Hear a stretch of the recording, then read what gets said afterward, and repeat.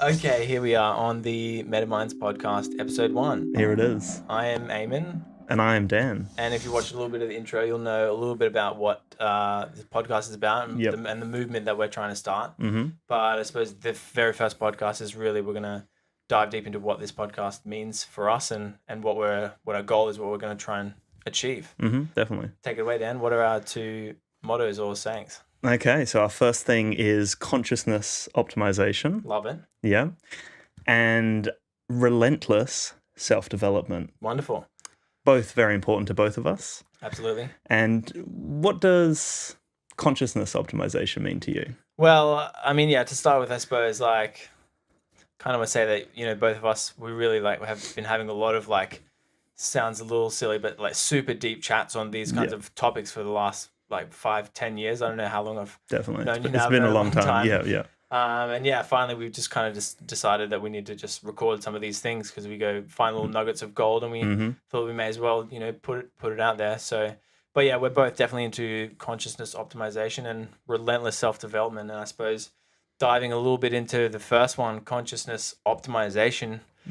I mean, wow, there's so much to talk about to start with, isn't there? Yeah. It's a lot to unpack. Yeah. Yeah. But I suppose to start doing that, consciousness is, essentially what we're experiencing on a day-to-day basis, and everything to do with life. And I suppose what we're trying to do in our everyday lives, as well as now sharing that knowledge, is optimize that experience in our day-to-day life, so that we're not just blindly walking around like zombies running into walls, and which it does seem like a lot of people do, and in fact, I find myself in that most days at some point, as well, blindly just running around and smashing my head into walls like I don't know why I keep saying zombie, but anyway. I like that though. I like that analogy. Yep. So I suppose, we do our best to optimize that to make sure that it's actually an enjoyable experience for ourselves and everyone around us. Yep. What kind of ways would you say that you try to optimize your consciousness? My consciousness? I think I try to be aware in each moment. So I tried to, which we spoke about before the podcast, but I tried to align with my values, and I tried to move forward in a way that is meaningful to me. So to some extent, I feel like I'm just trying to be conscious in the moment and being true to myself in every moment, whether that's just a deep chat with you, or whether that's just in, my video editing, if I'm trying to do something to do with my counseling or whatever. Just, I like it to align with me, and it feels right when I'm doing something that really fits right with me. So yeah, I guess just being present and being conscious of my decisions is the big thing for me. And self-aware and in some kind of attempt to master our own ego, right? Yes, definitely. Yeah, that's a big thing. It's one of the hugest parts of life is essentially not master, because there's no way to master. The ego is an essential part of existence, and that's what I associate as Eamon, and that's my ego, and you associate as Dan, and that's your ego. That's it. But it's about being self-aware enough of that so that you can optimize it essentially. So so it's not in control of you and making all your decisions for you and doing really stupid things. That's it. And limiting you as well, which is what it does. And I suppose relentless self-development, is that it? Yeah. Relentless self-development. That really does tie into consciousness optimization. It does. And they are kind of one and the same, just different ways of saying it and different ways of going about it. And yeah, I mean, self-development, there's a lot of physical and mental ways to do that. How might you say that you attempt to relentlessly develop yourself? Develop myself. That's a good one. I think just when it comes to, I kind of touched on it just before, but when it comes to things that align with my values, so for example, when I decided to get into counseling and take that route into becoming a therapist, it was something that I really had to find myself and what made me tick, because if I'm going to try to work with other people, I need to understand myself as much as I possibly can, to then understand where my reactions are coming from, or why I'm saying something, or where something is particularly coming from within me. So for me, it was a long journey through high school, being bullied and trying to figure out who I was, and taking a lot of time just to understand. Yeah, you loser. Yeah. You're a loser, in case you didn't know. In case you didn't know, yeah. Bit of a hint there. But yeah, I guess it was just that, kind of just finding the right people, connecting with people who had similar values like yourself, and people who had similar understandings or passions, and then just literally drilling down on the things that make me feel better and make me feel fulfilled in myself. Absolutely. And so I suppose some kind of physical practices to do that would be things like meditation, going to the gym, learning consistently, connecting to new people, as you kind of mentioned there as well, and trying to connect with people to, you're a reflection of the top 5 people that you hang out with most, I think is a common Tim Ferriss quote, or just general quote. And I totally believe that, when you're hanging out with diverse people, you can notice that you kind of take on their traits the more you hang out with them. So you do your best to kind of relentlessly find those people that are going to fit into your life and bring you up, and that you can bring them up as well and provide value to each of you, I suppose. Yeah, definitely. And I think that's probably the most important learning curve for me when it came to surrounding myself with people who really wanted me to succeed and wanted to push me forward as well. So while I'm trying to discover myself and I'm opening up to you about different things that I've tried, you're not just shooting me down every time. You're not just going, oh, good on you, man. Keep trying. You're actually like trying to encourage me. Sometimes you do it. Definitely. A lot of the time you're doing it. You won't. But it's that, like, I guess, reciprocal thing where you want to succeed, I want to succeed. We've got people around us who genuinely want similar things. And I think that kind of fosters like a really nice growth within you as such. And I don't want to underplay that at all. It's like one of, if not the hardest things ever, is to find people that you really genuinely connect with. And it can take years for you to be hanging out with a person before you even realize that it's like, oh, this is one of those people, you know what I mean? That's exactly right. And that's kind of like with us. Yeah. I met you at table tennis. Table tennis, we sure did. Literally, and similar kind of sized table when we were playing table tennis as well. But yeah, we went through that, and then we kind of went on our own ways and never connected again for like what was it? 2 YouTube years. That we hung out again? I think it was through YouTube, and then you make videos, I make videos. Yeah, that was it. I think then we decided, because you won one of my giveaways. Oh, that's what it was. And then I think we caught up, started talking. Sticker. I haven't stuck it anywhere. Maybe we can put it on like the microphone or something for this. The iPod Touch. Well, this long time ago. It's a heritage item right now.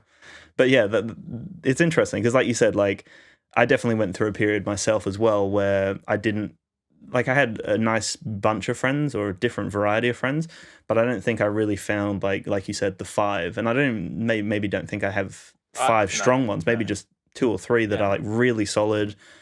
People that I can genuinely disclose everything with and feel comfortable, and also feel comfortable listening to what they're going to say, and feeling like they've got similar values and similar driving forces behind what they're doing as well. And you're not just waiting for your turn to talk. No. Which is what a lot of relationships are built on nowadays in this superficial world, where someone is listening to you and they're clearly not actually even there. Yep. And it's a fake kind of relationship. I think, I suppose some people are just like that. Yeah. But also, I mean, some people are like that because they don't share similar values to you. So they're kind of just, like not even there. There's a zombie again and waiting for their kind of time to talk. Yeah. So that's finding true friends to connect with, which is one part to relentlessly self-develop. And another part that we kind of touched on is like is the gym, for example. Yep. Like relentlessly. Like, how often do you go to the gym, Dan? And how long have you been doing that for? I've been going to the gym. Why do you do it? Ooh, why do I do it? Sorry, I hit you with questions. Question. So I do it because it is definitely a nice grounding point for me, where I can disconnect from my technology and from that constant grind in my mind of like wanting to create a video or wanting to go through my emails or whatever it may be. It forces me, and it doesn't force me, but it's kind of how I've made it. It makes me want to like be present in the moment, push as hard as I can. And recently I've been listening to some podcasts, but normally I'll just listen to some decent music that I'm into. And it will just be a little bit of a break from the grind, and it will kind of give me a bit of balance through the day. So it's like a meditation thing. And it's also obviously like a good way to feel great because I'm releasing all those hormones and all these chemicals throughout my brain, and I come home feeling good. So I've been doing it for, I want to say 5 years maybe. It shows, I believe. So. Thank you. Don't know if we can get the bicep in the actual frame. It's a wide lens. Oh, that's lucky. That's lucky. So yeah, there was that, and then I guess the fact that like I wanted to just feel better in myself, have something that I'm like trying to improve. So it's like, yeah, something I can work towards as such. So what about yourself? Yeah, I mean, similarly, I've probably been doing it for about 4 years, like more often, more properly, like 2 years, I'd say. And again, it's an amazing way to feel great and just push yourself, and that's where you kind of find fulfillment. I just kind of gave away the answer to my next question there, but anyway, we will dig a little bit deeper into that. Yeah. I did want to touch on meditation, and if there's any others that I think that you'd like to touch on, no, it'd be a great time. But meditation, I've been messing. I don't want to say messing around. It kind of sounds like playing. I suppose. Is a good way to put it. Playing's a nice way to say it. Yeah. But dabbling. That's a great one. Nice, spicy. Yeah. I couldn't even tell you like a year number now, but again, that's another way to definitely push your mind beyond its limits and realize just how limitless consciousness is, and find the little edges of consciousness and realize that it's not just this experience that you're born into, that you can push it further past that. Yes. And there's obviously a lot of scientifically proven benefits to it, and there's a lot of different techniques that you can try as well, which is interesting. And I always, again, play with those kinds of different things. But if there's not any other kind of relentless self-development tools, I'm sure there's a lot, and we will get into them in later episodes. But I suppose to dig a little bit deeper, like, why do you think we do these things, and why do you think not everyone does these things? I think, on the spot there, yeah. Well, it's interesting because I actually wanted to go back to a point that we didn't really touch on fully, but we got into it. But I think it was that whole thing around, finding the right friends, which we spoke about just before, and having a driving force or a passion or whatever. But I think a really key thing is being able to listen to someone else, right? And it's something that obviously within the therapy side of things, I've had to learn that listening is like the most fundamental thing in building empathy, and not just listening, like you said, because a lot of people, and I have a lot of friends or a lot of acquaintances that will listen, but they're not genuinely listening. They're kind of rolling their eyes. Listening. Yeah, they're not involved in the conversation. The questions that follow clearly don't have any direction. They clearly don't want to understand more. And a lot of the time people will then try to find a way to pull it back to them. It will have to be, so I remember a time that I did this. And it has to pull back to them, which is quite like a self-centered way of communicating and ego-driven, 100%.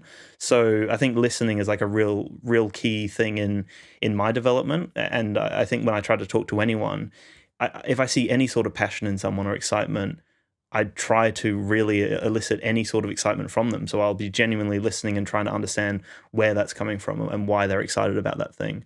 I don't know why I mentioned that, but it just it came up before in my mind, and I didn't really touch on it when we were talking about listening. Yeah. But I think that's a really key thing. Also, you can learn so much by listening. Oh, that's exactly right. People don't realize that. Even sometimes I'll be watching some kind of educational YouTube video, and halfway through, kind of like one line will spark and I'll go, oh, right, I really need to be listening to this, and you skip it back or whatever. And that's just our attention spans in this day and age, really. But if you're actively listening, that's also forcing you to be present and mindful, and your ego's not there. So that's another huge part of it. It is. And I think also one thing that I try to take when I have a conversation with someone who's like clearly like an expert in something, or someone who has more knowledge than me, I always try to take that student role where I'm literally like trying to absorb as much information from them.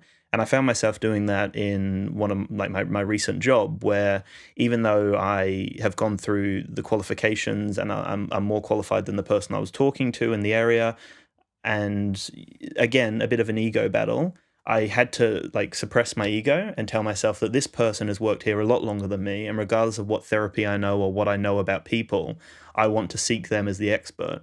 So I found myself with this particular person like asking as many questions as I could and not trying to talk about myself, because I wanted to learn from their experiences. And that actually really helped me with the job.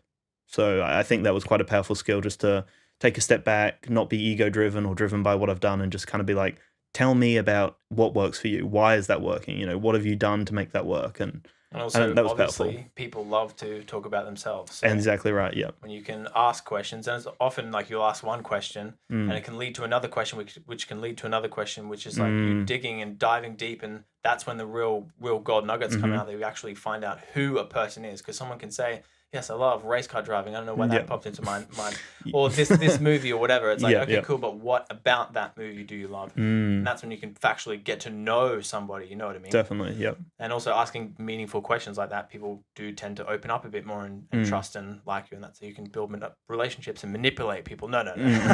You can. No. Okay, so changing gears again Yep. and going back to my question. Yes. Thank you for the tangent. That's okay.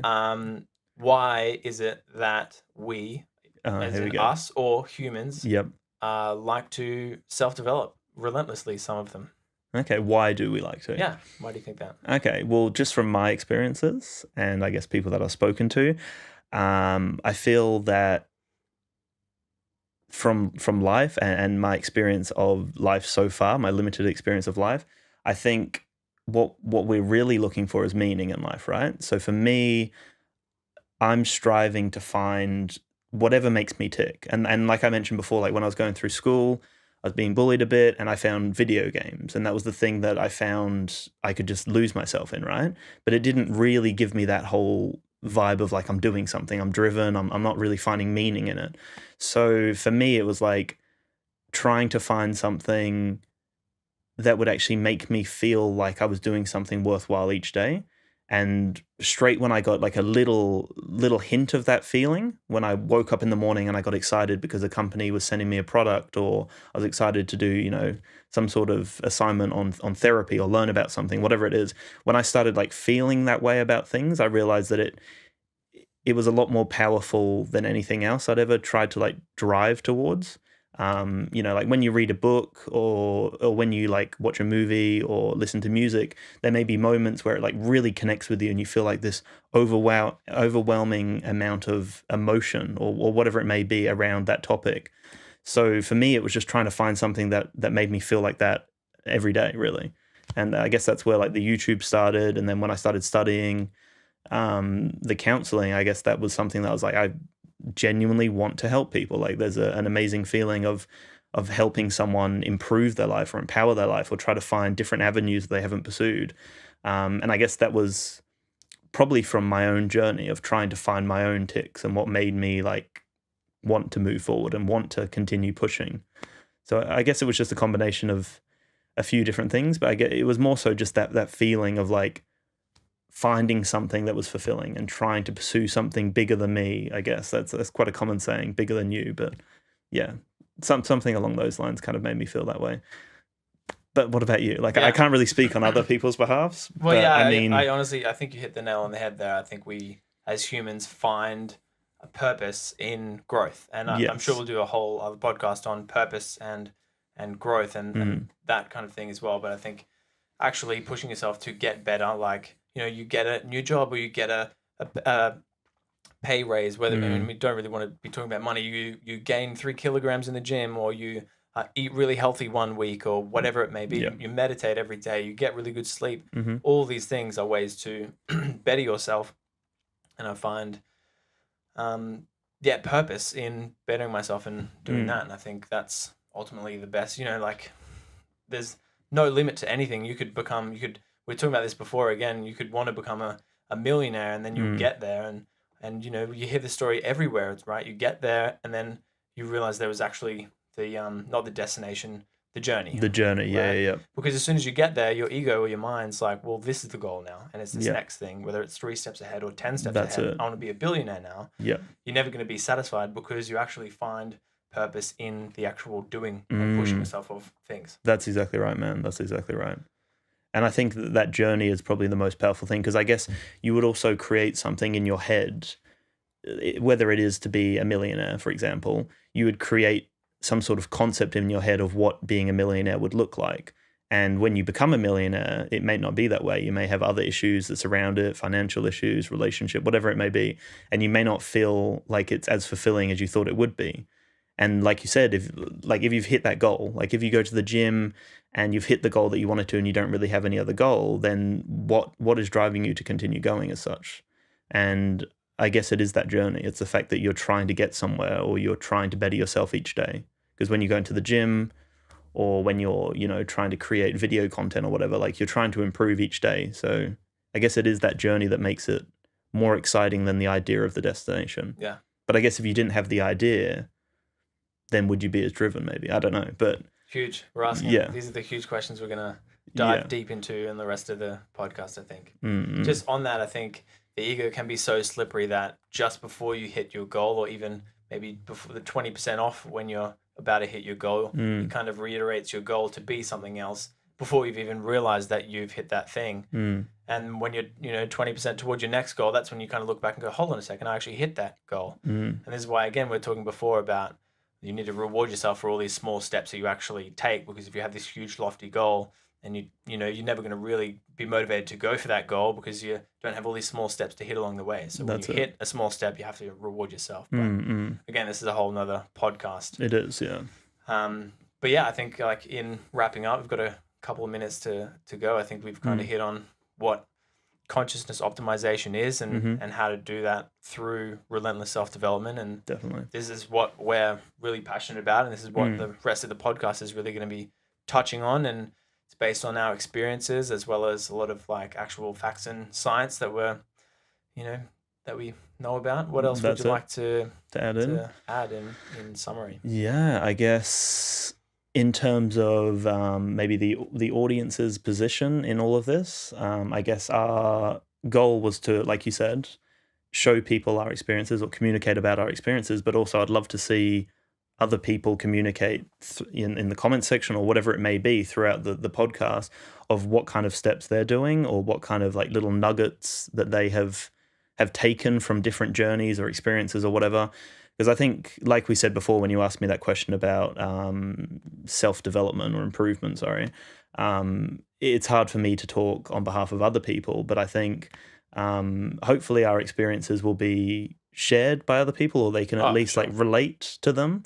But I think like just in terms of, like our goal is just to kind of communicate and be open with our audience and kind of guide people, I guess, through the experience of like self-development. So I guess maybe on that note of just being a millionaire as such, I think we spoke about it before off camera, but just trying not to be so fixated on that final goal and trying to take the conscious effort to take those little steps and, like you said, rewarding yourself.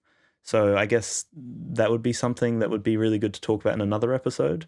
Well, the other thing to cut you off there is actually helping people and providing value to people. That's it, yeah. And helping push people forward as we push each other. That is another place that we can find fulfillment. It's like, and I always like am trying, this is a Gary Vee thing, it's like when you're in an interaction with anyone, whether it's business or friendship or anything, if you're trying to give 60% and receive 40, like the amount of fulfillment you find in that, whether you actually benefit more from that, which oftentimes you do, is what like far outweighs any monetary gain that you may actually get out of that. You know what I mean? Yeah, it's just actually helping people and giving for no reason, whether it's money or this or that, and that helps you like arrive in this abundance mindset. You know what I mean?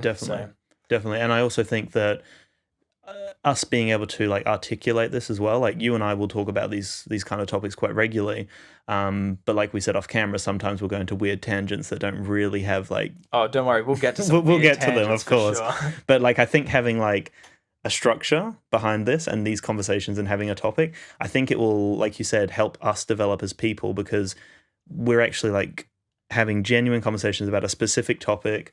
We're like fixed here talking about it and pushing ourselves again. Yeah, that's it. And I think talking about it also and articulating what you're trying to get across is more powerful than just like internalizing it and trying to think about it and trying to just get through whatever you can just on your own. Like it's powerful to be able to talk about it openly, I think. So powerful. Even if you're talking to yourself. That's it. Yeah, of course. Just saying things out loud. I mean, it's great to have another person to bounce it off, but oftentimes you can talk about your problem and the person doesn't even give you any advice and you just kind of go, oh, actually, I've got it. You figure it out. You know what I mean? Yeah. That's a good point, yeah. Anyway, again, more things that we're going to be diving into. So in summary, like this is what MetaMinds podcast is all about. We'd love for you, if you're interested in any of this kind of stuff, to subscribe and join us on the journey. We're going to be having some amazing guests. Yes. Might even have a couple of spicy guests lined up that I haven't even told Daniel about. And also questions and answers. So in a segment towards the end of each of our podcasts, we're going to be answering particular questions from audiences. So if you have any questions, if you want to DM us on any of the platforms, leave a comment on YouTube, absolutely any way. We will absolutely do everything in our power to get back to you and to answer those questions. It be as specific or as general as you want, and you can be anonymous or you can put your name there, whatever you want. Let us know. Yeah, thank you so much for listening, and we will see you on MetaMinds episode 2. Definitely. My name's Eamon. And my name is Dan. Thank you for tuning in, everyone. Thanks, guys.